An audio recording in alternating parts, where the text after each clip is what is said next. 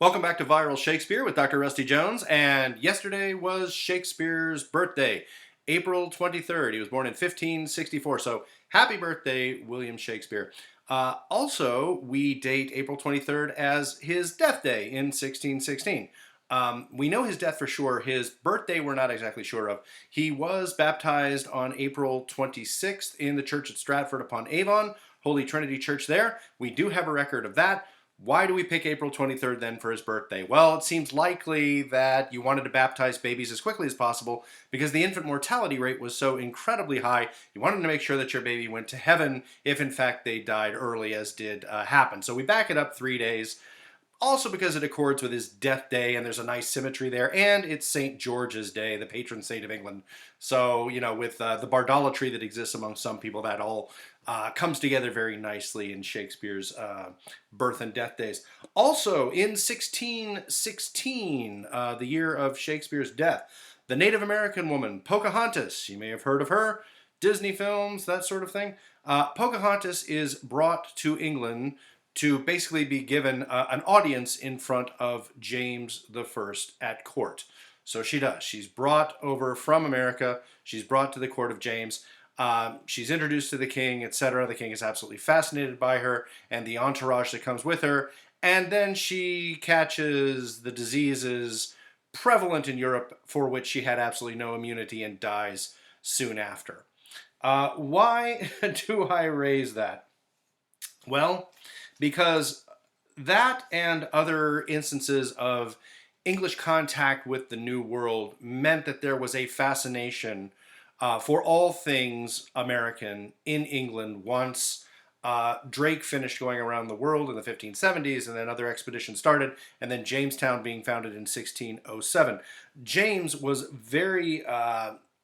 a big proponent of what are known as court masques, M-A-S-Q-U-E, court masques. These are royal entertainments full of song and dance and costume and spectacle and music, and members of the court participated, both male and female. There were beautiful sets designed by Inigo Jones, amazing scripts by people like Ben Jonson, etc. And in some of them you see Native Americans represented by the English court, feathers, Native American weapons, that sort of thing.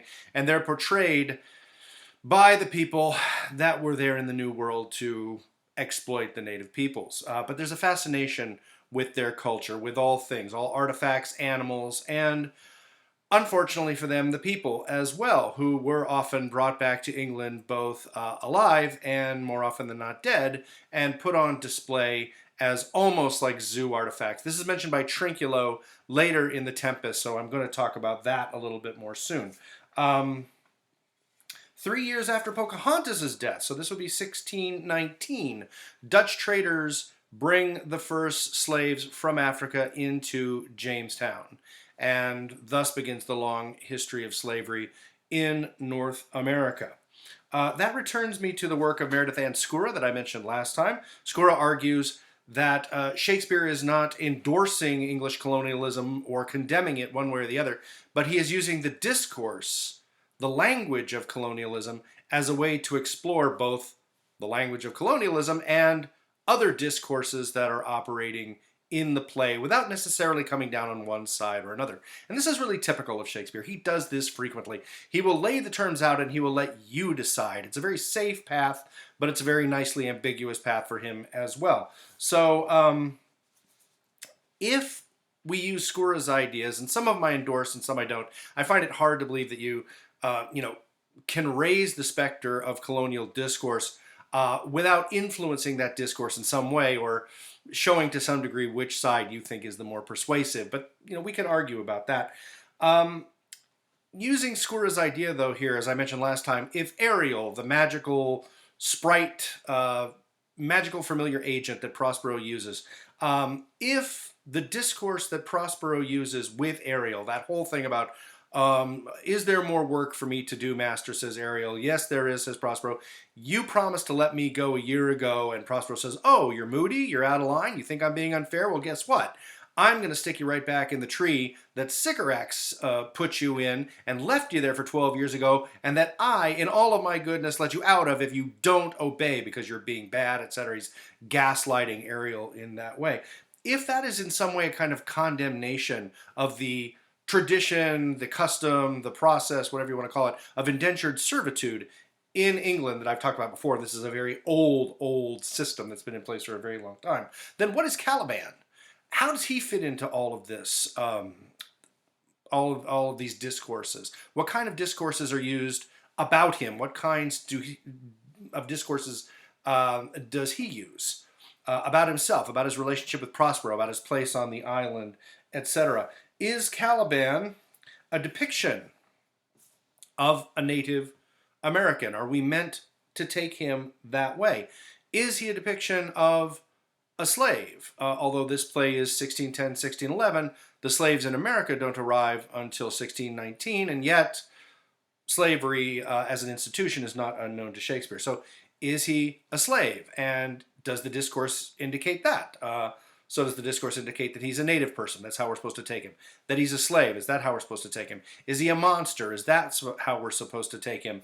And what does it say about his relationship with Prospero and Miranda and their relationship with him? Are we supposed to view this kind of extra-textually as a commentary on colonialism? Are we supposed to view it as more commentary on old world relationships, European relationships? Or should we view it as something else, something a little bit less precise, something less analogical? This equals that. I don't know. We're going to talk about that today. I did want to show you in my terrible slides, which are very hard to view on YouTube. Sorry about that. A few depictions of Caliban. Then we'll talk about the end of Act 1 and then how Caliban is depicted. So again, here we go. I'm going to spin this around.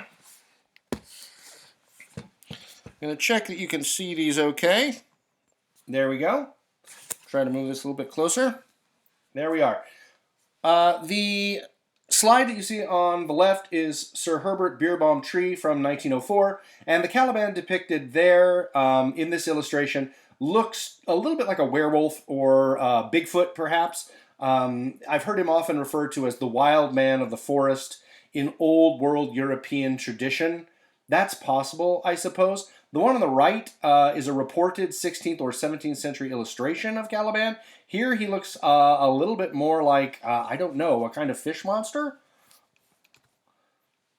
The one on the left is Frank Benson, an actor from the late 1890s. You see him depicted there holding what looks like a fish. And again, he has a rather Bigfoot or Sasquatch quality to him. Again, kind of wild man of the forest. And then on the right, you've got a drawing by Henry Fuseli from 1789. And again, you've got that wild man, werewolf kind of look to him. You've got Prospero chiding him there. You've got Miranda behind him. And you've got Ariel floating off somewhere high above.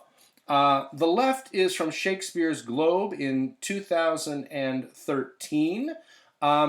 Hard to tell. This one doesn't come down necessarily one way or the other. He just appears to be kind of rock-like, and he's sitting there by a rock. So he appears not only as a native to the island, but the island is a part of him. And then in the Oregon Shakespeare Festival from 2007 on the right, he looks much more like a kind of galley slave from a ship, tied down with ropes and blocks and poorly dressed, etc.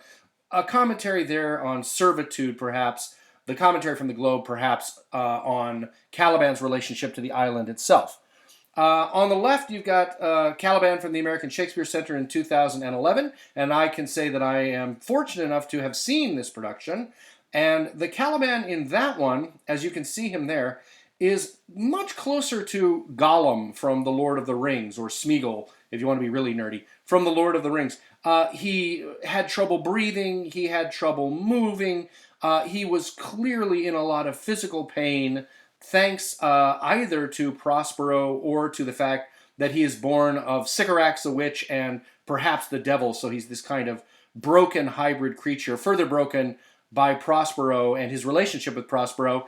And you really felt bad for Caliban, and you felt that Prospero was perhaps a terrible slave master taking advantage of such a broken creature, really influenced the sympathies towards Caliban. And the one on the right, from Stratford, Ontario, 2010, very much the fish monster kind of depiction of Caliban. The one on the left is Jaimin Hunsu from the 2010 film version of the play. He has scars on his body. He has curses tattooed on his body. And he's got a kind of a white portion to his face, you can see there. He's definitely meant to evoke the colonialist aspect of the discourse used both about Caliban and from Caliban, and the same kind of idea there from Corey Jones from Utah Shakespeare in 2013. You see him there carrying his cords of wood. So, back to the play itself. That there. Going to periodically check my time here. All right, I'm doing all right. The discourse that Caliban uses, again, I've talked about this last time. Let me back this up a little bit for your sakes. There we go. This island's mine by Sycorax, my mother. It is. He was born there. By whatever rules of international law you want to call it, the place is his. He was born there. He's a native. Prospero and Miranda were set adrift, basically, and arrived there by accident. I don't think I would call them colonizers exactly, but they are certainly not natives to the place, so their claim is questionable. Which thou takest from me, which they currently did. When thou camest first, thou strokest me and made much of me, wouldst give me water with berries in it, and teach me how to name the bigger light, the sun, and how the less that burn by day and night. And then I loved thee and showed thee all the qualities of the isle, the fresh springs, where you can get water, brine pits, barren place and fertile, cursed be I that did so. This is evocative discourse of what the native peoples went through when the European colonizers arrived.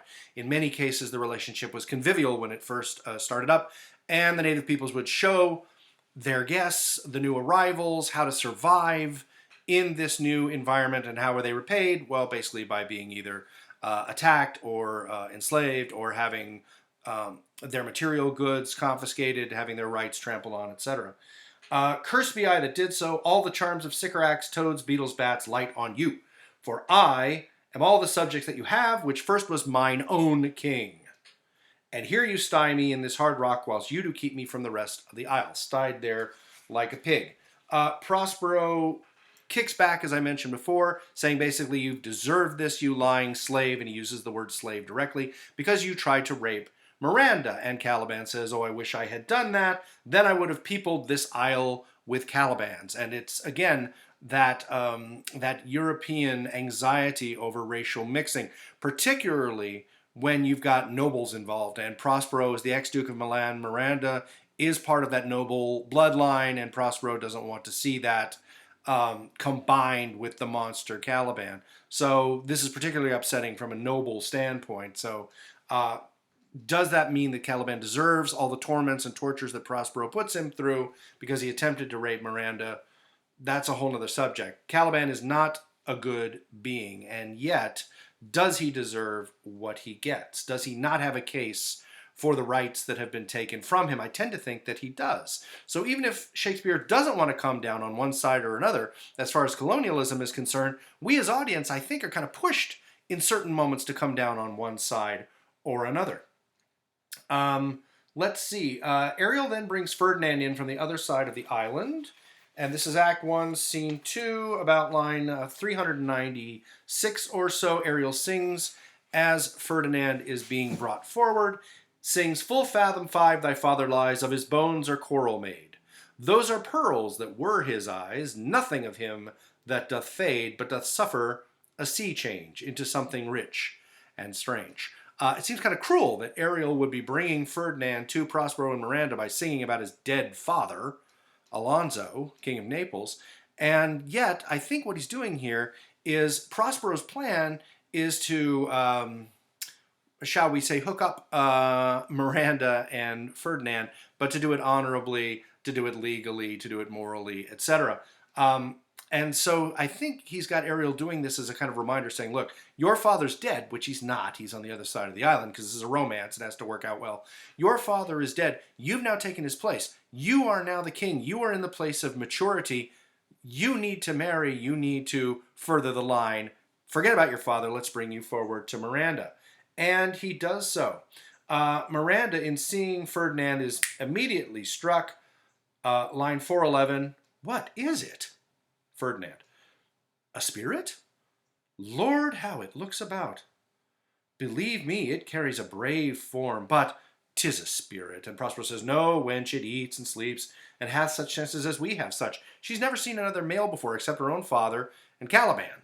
And that's it. Remember, she's put to sleep before Ariel comes back in and then awakened a little bit later. She's only seen a monster and her father. That's it. So it's this old trope for us anyway, because science fiction tends to use this quite frequently, where a female has never seen a male before and is instantly smitten by how amazing they are. It's a very sort of titillating scenario. Miranda says later about line 417, I might call him a thing divine, for nothing natural I ever saw so noble. And Prospero says to us, the audience, it goes on, I see, as my soul prompts it. He's engineered this meeting, and he's hoped that she would find him both noble and attractive, and she has done so. And he is smitten with her as well. This plan to get the kids together is working out. For us, it feels really creepy and manipulative. Maybe in Shakespeare's day, this kind of arranged marriage is something that's a little bit, at least as far as the nobles are concerned, a little more common, and then maybe a little bit more acceptable. For us, it's a little bit weird. Okay, jumping ahead. Prospero mentions this again at line 450. They are both in each other's powers, but this swift business, the kids getting together, I must uneasy make. I must make this tough. Lest too light winning make the prize light. If I make this too easy for Ferdinand to get Miranda, he'll treat her lightly, shall we say. And we don't want that. We want him to take this relationship seriously and act honorably. One word more, he says to the pair of them. I charge thee that thou attend me. Thou dost here usurp the name thou owest not, and hast put thyself upon this island as a spy to win it from me, the Lord on it. So he pretends that Ferdinand is this terrible spy and traitor and evildoer that he's got to put through his paces here. And he even says a little bit farther down, keeping this ruse up for Miranda's sake, speak not you for him. He's a traitor. Come, I'll manacle thy neck and feet together. Sea water shalt thou drink. It sounds very vicious and vile, and he doesn't really mean it. He just wants to make life a little bit difficult so Ferdinand will prove himself. But he, in other times when he's threatening Caliban with such torments, when he's threatening Ariel with such torments, he's serious there. So he's not always playing an act or playing a game. Sometimes his violence is quite real. Prospero's. Okay, jumping forward. In Act 2, Scene 1, we are following for the first part around the other nobles, Prospero's enemies that are put on the other side of the island.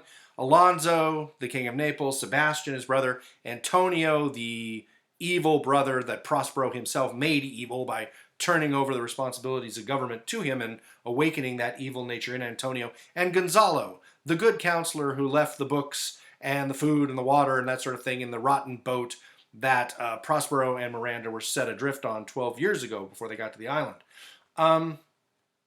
Gonzalo is doing his best in the opening of this scene to reassure or to help the mental state of the King Alonso, who is absolutely beside himself at the imagined death of his son Ferdinand.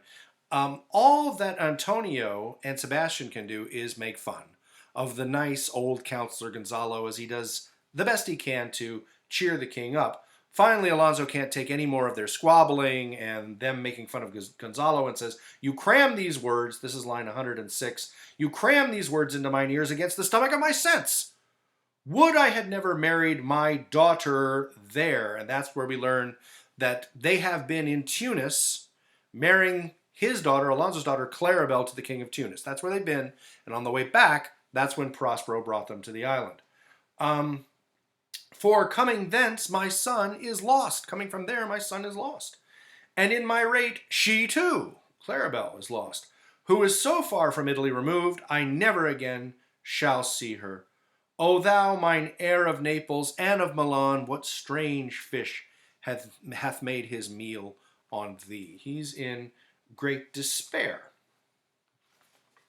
Jumping forward again, Gonzalo still tries to distract Alonso from his grief, and in doing so, he brings up another discourse, the discourse of utopia. Now, the word utopia basically means a good place, a perfect place, and an imagined place, a non-existent place.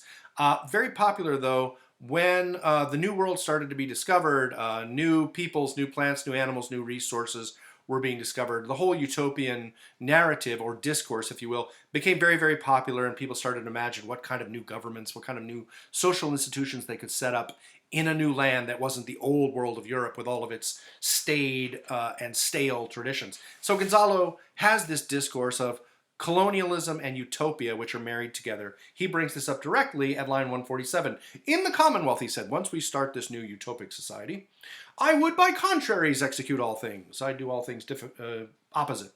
For no kind of traffic would I admit, no trade, no name of magistrate, no judges. Letters should not be known, so everybody ignorant. Riches, poverty, and use of service, none. Contract, no contracts. Succession, no. Born, bound of land, tilth, vineyard, none.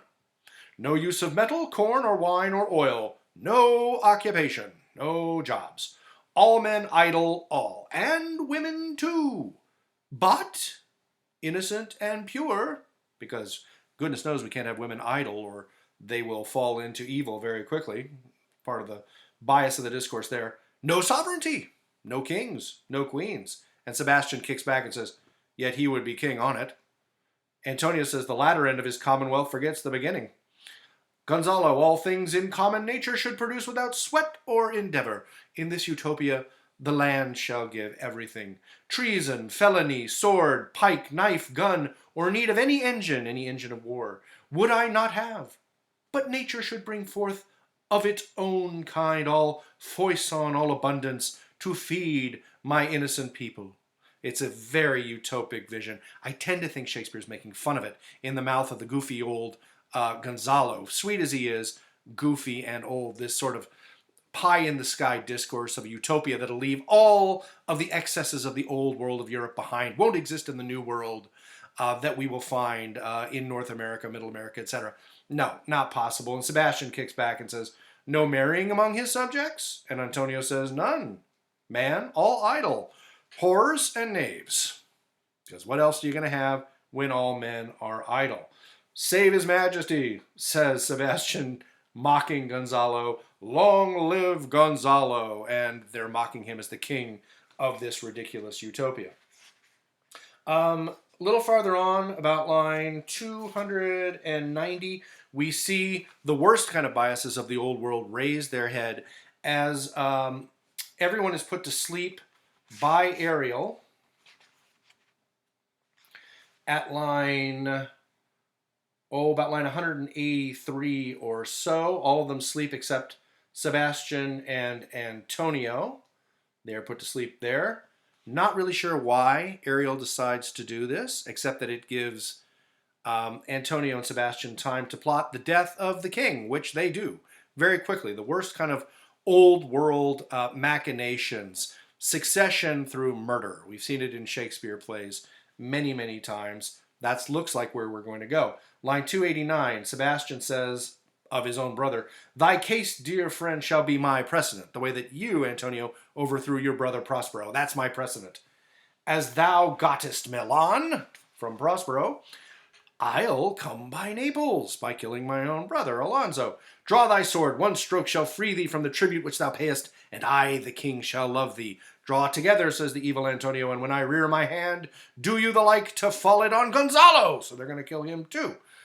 Ariel comes in and wakes everybody up in the nick of time. My master, through his art, says Ariel, foresees the danger that you, his friend, Gonzalo, are in, and sends me forth, for else, otherwise, his project dies, because he wants to bring his enemies to him alive, and Gonzalo too, so he can reward him, to keep them living. Sings in Gonzalo's ears, wakes them all up, the murder plot is over. Why Ariel put them all to sleep in the first place is a mystery to me. I'm not really sure beyond a kind of convenient stage direction there. But maybe he wanted to expose or at least give an inkling of the plotting of the evil Sebastian and the evil Antonio so that when Prospero forgives them late in the play, we've got more of a reason to marvel at his forgiveness because we know they are terrible, terrible people. Enter Caliban with a burden of wood, Act 2, Scene 2. Let me see how we're doing here. Got a few minutes left. I think this is important because Ferdinand at the beginning of Act 3 is also going to enter with a burden of wood. I think there's a link, strange as it may seem, between Caliban and Ferdinand. Caliban tried to get with Miranda through force, through violence, through rape. He was prevented. Ferdinand is being brought to Miranda because that's the contact, that's the union that Prospero wants. The other one with Caliban is a definite threat. Caliban is tormented. Ferdinand is tormented, although I don't know if working and carrying wood is that much of a torment. But Caliban is made to act as a slave for Prospero. The two are definitely linked, I think. So Caliban comes in cursing all the infections and plagues and terrible things from bogs, fens, and flats that he wants to fall on Prospero. Then we got a storm kicking up, and Caliban decides to hide himself under a kind of cloak, this gabardine that he mentions. Enter Trinculo. Trinculo is another member of the shipwreck crew who's ended up on another part of the island. He is a clown, and his best friend is Stefano, who is the king's butler. Trinculo is a very typical clown, jester, not in the same way that you've got the fool in King Lear, but just this sort of clownish goofball figure who's also a drunk.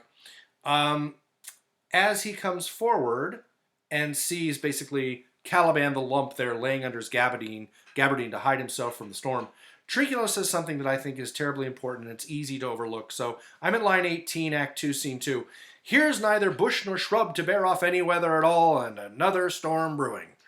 I hear it sing in the wind. Yon same black cloud, yon huge one, looks like a foul bombard that would shed his liquor. Looks like this big drunk that's going to drop his liquor. If it should thunder as it did before, I know not where to hide my head. Yon same cloud cannot choose but fall by pailfuls. What have we here? And he sees the lump that is Caliban.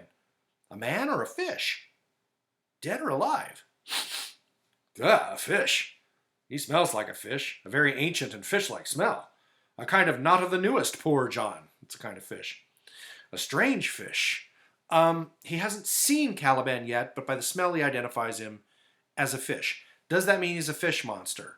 That would really take him out of the whole native or slave discourse there if he's a fish monster. It would connect him more to a mythical kind of world. But it doesn't stay there. He just says he smells like a fish. Then he says something that is absolutely part of the colonial discourse, and it feels like a condemnation of the colonial project. Were I in England now, as once I was, says Trinculo, and had but this fish painted, not a holiday fool there, but would give a piece of silver. There would this monster make a man in England. Any strange beast there makes a man. When they will not give a doit, a penny, to relieve a lame beggar, they will lay out 10 to see a dead Indian. And he's right. He's absolutely right. It's condemning the people of England of not wanting to give any money to the poor and the destitute of their own country. But bring in something from Native America, or bring in a Native American, bring in something from America, bring in this kind of novelty, dead or alive, they will shell out all kinds of money. It feels wrong. It feels mercenary and gross. And I think it's supposed to. Then he says of Caliban, legged like a man, and his fins like arms. Warm, O my troth. I do now let loose my opinion, hold it no longer. This is no fish, but an islander, that hath lately suffered a thunderbolt. Boom, alas, the storm is come again. My best way is to creep under his gabardine. There is no other shelter hereabout. Misery acquaints a man with strange bedfellows, that famous line. I will here shroud till the dregs of the storm be past. And he creeps under Caliban's covering, his gabardine. So we hear that he does have arms, not fins. He does have legs, not flippers. He is called an islander. That seems to connect him Caliban to the native populations, which would seem to be in some way a commentary on colonialism. Later in this scene, which I don't think I'm going to get a chance to get to, I'll get to it next time, we see Stefano the butler come in and basically push alcohol onto Caliban. And that is definitely part of colonial history. The native peoples did not have experience with European-style alcohol, and many of them became addicted to it. We still see some of the ramifications of that these days in the modern United States. That kind of connection between Europe and an islander, as Trinculo describes it, seems to me to be a direct commentary on what happened, essentially, with the evils that were brought from Europe, and that's got to include alcohol, into the native world so that the native people suffered. In a way not unlike years later, after this play, when Pocahontas would be brought to England and suffer from a disease that she had no readiness for, no preparation for, and died because of it. Have a wonderful weekend. We will continue on Monday with more of The Tempest, and hope you have a great, great weekend. Stay safe.